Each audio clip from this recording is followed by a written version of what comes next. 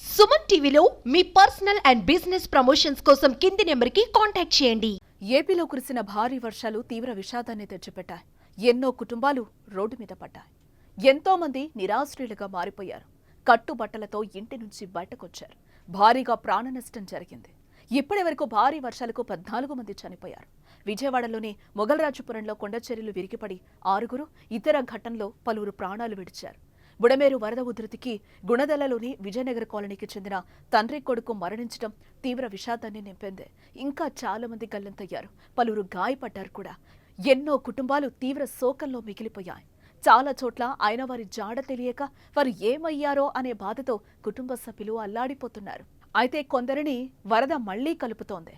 తాజాగా తప్పిపోయిన family members మళ్లీ కలవడంతో తాజాగా విజయవాడలో భావోద్వేగ దృశ్యాలు నెలకొన్నాయి.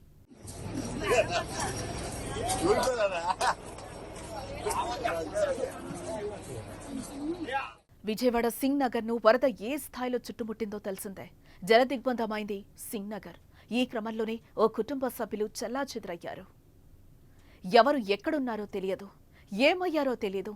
తండ్రి ఆచూకీ తెలియక కొడుకు, కొడుకు ఆచూకీ తెలియక తండ్రి 2 రోజుల నుంచి దిగులు చెందుతూనే ఉన్నారు. చివరికి నేడు ఒకరినొకరు కలుసుకున్నారు. కొడుకును చూసిన వెంటనే తండ్రి చిన్నపిల్లల్లా బోరున విలపిస్తూ హత్తుకున్నాడు. కుమారుడు కూడా తీవ్ర భావోద్వేగానికి గురై తండ్రి గుండెలపై వాలాడు. ఈ దృశ్యాలు సోషల్ మీడియాలో వైరల్ అవుతున్నాయి. తండ్రి కొడుకుల ప్రేమ, అనుబంధం ప్రతి ఒక్కరి మనసును హత్తుకుంటోంది.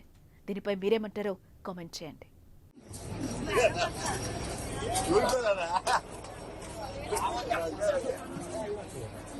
Yeah.